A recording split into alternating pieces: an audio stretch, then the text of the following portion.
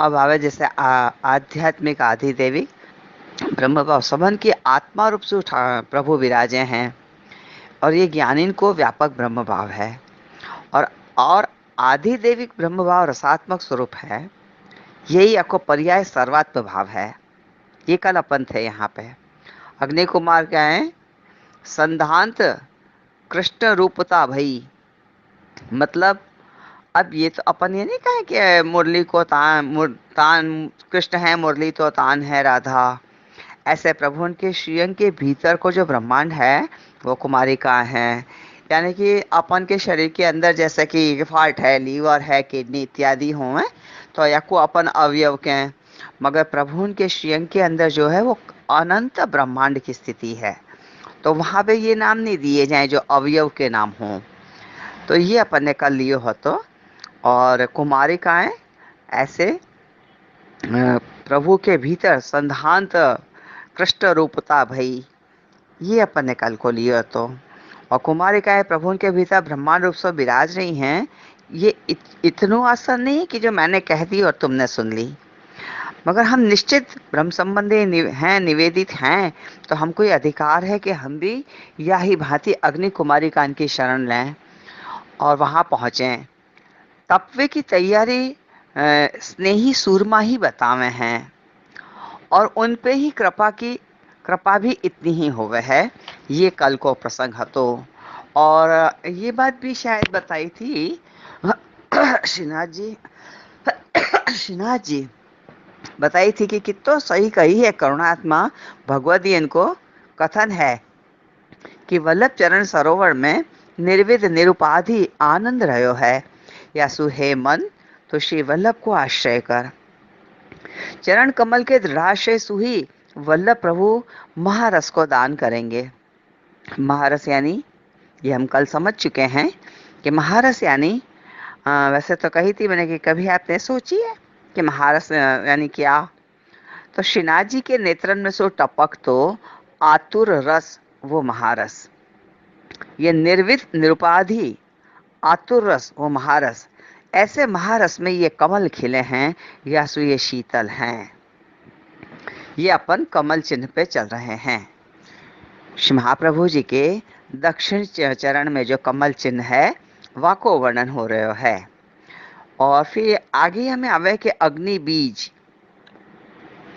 बीज, विप्रयोगाग्नि और एक स्वरूपाग्नि। यानी कल को तो क्रम हमने रिपीट कर लियो और अब वासु आगे हम चल रहे हैं। ठीक है।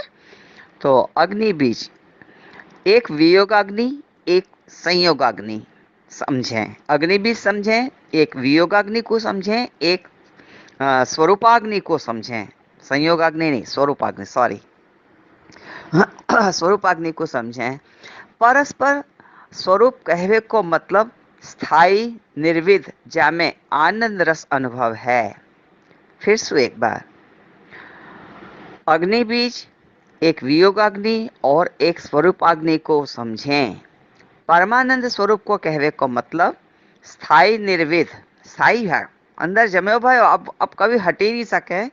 हमारे हृदय के अंदर प्रभु की जो भी प्रकार की भक्ति है, पहले अपन ने नवधा भक्ति को प्रकार जाने, तो वाक्य बाद अपन ने फिर वो चार भक्ति को प्रकार जाने, और भी भक्ति तो बहुत हैं।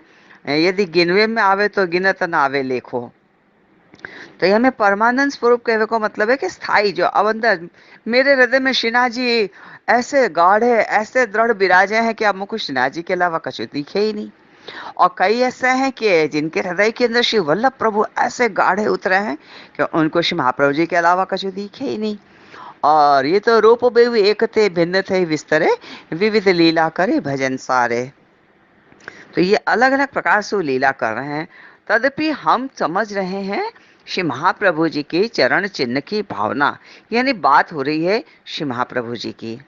वो मेरी आसक्ति को स्वरूप है ना, तो श्रीनाथ जी बार बार निकल जाए, मगर बात तो श्री महाप्रभु जी के चरण चिन्ह में, वो भी दक्षिण चरण में कमल चिन्ह है, ताको वर्णन अपन समझ रहे हैं। तो यहाँ पे ये बताएं कि ये परमानंद स्वरूप को, आनंद रस को अनुभव है, निर्विध, कोई प्रकार की वो कहने विघ्न के बिना, और कोई भी प्रकार की विधि के बिना हमने में कुछ कार्यो नहीं है। ये स्वतः ही कृपासु हो गए, और स्वतः ही कृपासु ये आनंद रस का अनुभव है। और अग्नि कहवे सु ये निर्देश होवे है कि निर्विध रसानुभव करते हुए भी, निर्विध रसानुभव करते हुए भी जाके अनुभव में अतृप्तता है। ऐसे अग्नि बीज को समवाय संबंध भूमि ब्रज भक्तन को हृदय जो सर्वात्म भाव रूप है ताके संबंध सु प्राप्त करेंगे। फिर से एक बार समझाऊं, ये तो मैं सेंटेंस बोल रही हूँ महाप्रभु जी के चरण चिन्ह की भावना के वामसों, मगर आपको फिर अपने शब्द में समझाऊं। जैसे कि यहाँ पे अग्नि कहवे को निर्देश है कि निर्विध रसानुभव करते हुए, अब निरंतर हृदय के अंदर कोई के हृदय में श्री वल्लभ प्रभु चल रहे हैं तो कोई के हृदय में श्रीनाथ जी चल रहे हैं, तो वो निरंतर बने भय हैं, उनके अलावा कछु आवे ही नहीं, ना दिखाई दे, ना सुनाई दे, और ना हम बोलें, और ना ही हम सोचें, और ना ही वाक्य अलावा कोई व्यवहार करें, और ना ही वाक्य अलावा कुछ पसंद करें। ये सब ऐसा हो कि निर्विध रसानुभव इतनो होवे के पश्चात भी अनुभव में अतृप्तता है। ऐसे अग्नि बीज को समावाय, काई में समय समावय संबंध भूमि कहाँ है, तो कि ब्रज भक्त को हृदय जो सर्वात्म भाव रूप सु है, और याके संबंध को प्राप्त करके संयोग और विप्रयोग श्रृंगार रस रूप अनेक रासादिक लीला रूप फलन सु मिलो भयो, ये अग्नि बीज है। बहुत ही गहराई से आपको समझने के लिए, क्योंकि ये अग्नि बीज है, आगे और भी आगे बीज आएंगे। ये अग्नि बीज है। अग्नि बीज यानी क्या, जैसे कि बताया कि श्रृंगार रूप अनेक रासादिक लीला रूप फलन सु मिलो भयो, ये अग्नि बीज है। तो मतलब ये कि जब बीज बोवे तो वृक्ष उगे, और वृक्ष में फल उगे, और फल में बीज होवे, है ना, ऐसा होवे ना। तो बीज में तो पहले से ही वृक्ष हतो ही, बीज तो पहले ही वृक्ष में हतो, फिर फल में आयो। पहले तो बीज बोयो तो वो वृक्ष भयो, और वृक्ष भयो तो हमें फल आयो, और फिर फल आयो तो फल में पाछो बीज आयो। तो मतलब ऐसा भयो ना कि फिर हमें फिर फल आयो, और हमें फिर पाछो बीज आयो। तो मतलब कि बीज में वृक्ष तो पूर्व सु ही हतो, तभी तो वृक्ष को रूप लियो, और वाको गुण दिखायो क्या, तो के फल, और फल में पाछो बीज, फल में वापस बीज, मूल में भी बीज और फल में भी बीज, है ना। तो मतलब ये कि श्री महाप्रभु जी की कृपा सु, महाप्रभु जी की कृपा को वियोगाग्नि बीज तो पूर्व सु ही हतो। हम वो पदार्थ रूपी बीज की बात नहीं कर रहे हैं, अब हम तत्व रूपी बीज की बात कर रहे हैं। अब हम तत्व रूपी बीज की बात कर रहे हैं कि श्री महाप्रभु जी की कृपा को विप्रयोगाग्नि बीज तो पूर्व सु ही हतो, पर भगवदीन के संगसु सिंचन पाए के ये वृक्ष भयो। तब या में भाव यानी कि समझ कि भाव के फल लगे, अब फल लगे सो सब लीला समझ में लगे। अब वो दूसरे को बता रहे है कि ये अग्नि बीज कहाँ से पायो। अब ये जाने पा लियो कि रसानुभव निर्विध अब रसानुभव कर रहे हैं, निरुपाधि रसानुभव जो कर रहे हैं, वो अब दूसरे को बता रहे हैं कि ये अग्नि बीज कहाँ से पायो। मतलब कि जो पा चुके हैं, समझ चुके हैं, अनुभव कर चुके हैं, वो फल, वो यानी भूतकाल, ये वर्तमान काल की बात नहीं हो रही है, भूतकाल, वो फल और अब दूसरे को समझा रहे हैं। वो दूसरे को समझा रहे हैं कि वो अग्नि बीज जब तक स्वरूप समझ में न आवे तो विप्रयोगाग्नि, और समझ आए पीछे अनुभव करो तो संयोगाग्नि, और जब वाकई महदन के संग बाटे तो वो अग्नि बीज। पहले हम ऐसे थे कि अग्नि बीज सो अनजान, आज जानवे लगे, यानी कि अनुभव, यानी अग्नि बीज यानी समर्पण भाव में तत्पर। What is the meaning of the अग्नि बीज, या को मूल तो है कि अग्नि बीज यानी समर्पण भाव में तत्पर। जो कदम प्रभु की तरफ बढ़ गए हैं वो सुदृढ़ भाव वाले वो अग्नि बीज, फिर वो वियोगाग्नि और स्वरूपाग्नि को अनुभव करते ही रहें, जिनमें ये अग्नि बीज को प्रकार, अब जा प्रकार से मैंने अपने शब्दन में समझायो और जो समझने वाले अपनी समझ के अनुसार समझे वह हिसाब से फिर वो वियोगाग्नि और स्वरूपाग्नि को अनुभव करते रहें। तो ये सब कहाँ है? ये वियोगाग्नि और स्वरूपाग्नि और ये अग्नि बीज और या को अनुभव और जो अभी तक मैं जितनों भी मैंने शब्द में वर्णन किए सब कहाँ हैं? ये सब ब्रज भक्तन की हृदय भूमि में है, ये बाहर कहीं दिखेगो नहीं। ये श्री महाप्रभु जी के चरणारविंद को जो कमल चिन्ह है इतनी आसानी से थोड़ी खिलेगो नहीं, इतनी आसानी से नहीं खिलेगो। अरे वो जो प्राकृत कमल है वो सूर्य के ताप में खिले, मगर ये श्री महाप्रभु जी के जो चरणारविंद में कमल चिन्ह है ये तो शीतलता को प्रदान करने वालों है, ये शीतलता में खिले, तो मगर वो इतनी जल्दी नहीं खिलेगो और बाहर कहीं दिखेगा भी नहीं। तो श्री महाप्रभु जी के चरण कमल को जो कमल चिन्ह है इतनी आसानी से अब नहीं खिलेगा। अब यह में आगे आवे है कि अमृत बीज, अमृत बीज पहले क्या तो अग्नि बीज, अब क्या आ गया अमृत बीज। न जाने कितने बीज आएंगे आगे।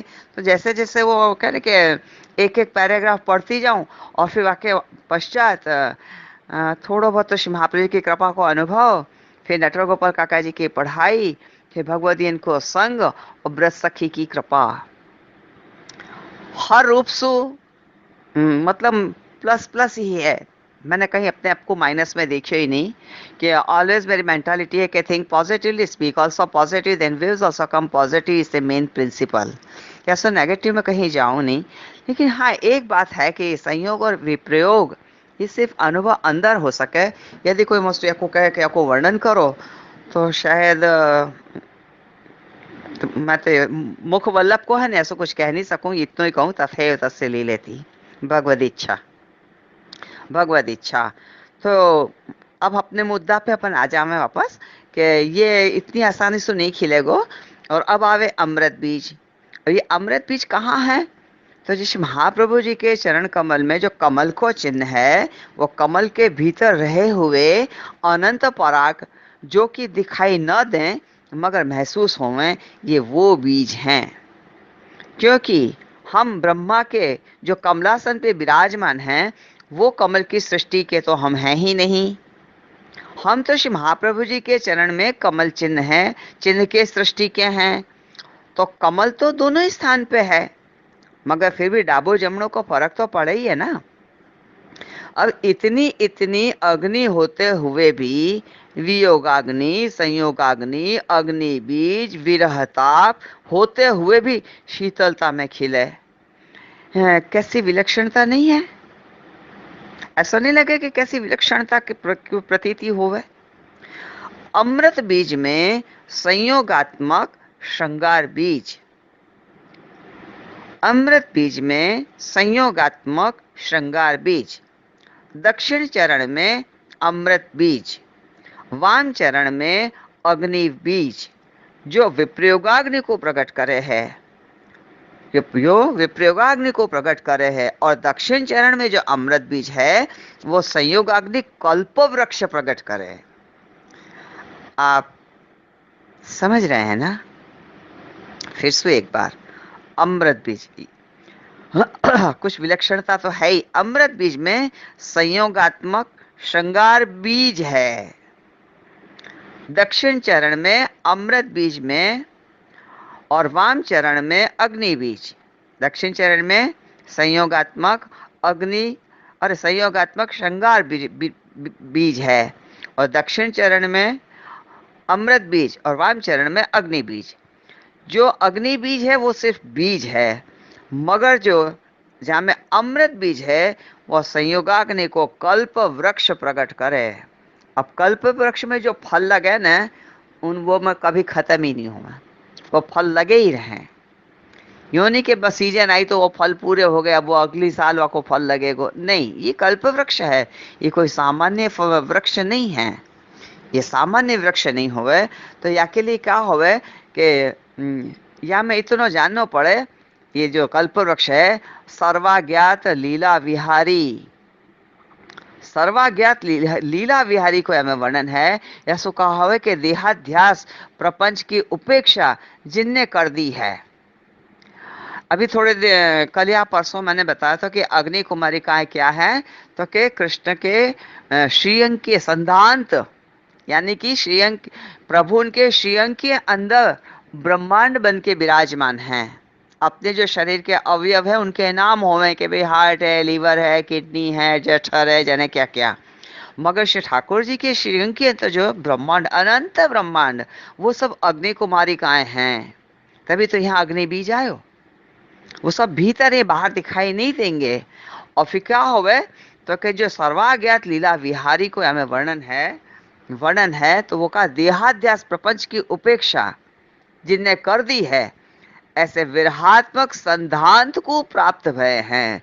संधांत का मतलब है कि अब श्रीअंग के भीतर के रहे हुए अवयव ये भी प्रभुन के, वो भी भक्तन के, नहीं के मनुष्यन के, जिनको अभी प्रभु से मतलब वो कहने के लेना देना नहीं, हाँ टाइम पास करने के लिए सुन लिया और बहुत अच्छे बोल दिए और समझे तो कुछ नहीं सा, और समझ भी गए तो कोई बात नहीं, अनुभव तो हुआ ही नहीं। अनुभव बिना अनुभवी कहा जाने, जाको पिया नहीं चित चोरे, प्रेम के सिंधु को मर्म जाने नहीं, सूर कहे कहा भयो देह बोरे, कहा भयो देह बोरे। ऐसे यहाँ पे कह रहे हैं कि विरहात्मक संधांत को जो प्राप्त भय है, यानी अब जो अंतःकरण है, मैं और कोई अवयव को नाम न लेते हुए ऐसे जो विरही भक्त हैं अग्नि बीज वाले, उनने क्या करो है तो कि विरहात्मक संधांत को प्राप्त भय हैं। और सुधापान सो भावात्मक अमूर्त सुधा स्वरूप में वे जन निष्ठावान हैं। मूर्त यानी स्थायी मूर्ति, और अमूर्त जो अमूर्त नहीं है। कोई भी श्री महाप्रभु जी के लिए कुछ कह दे तो कैसा एकदम से हो जाए कि नहीं वो अमूर्त नहीं है, वो मूर्त नहीं है, वो अमूर्त है।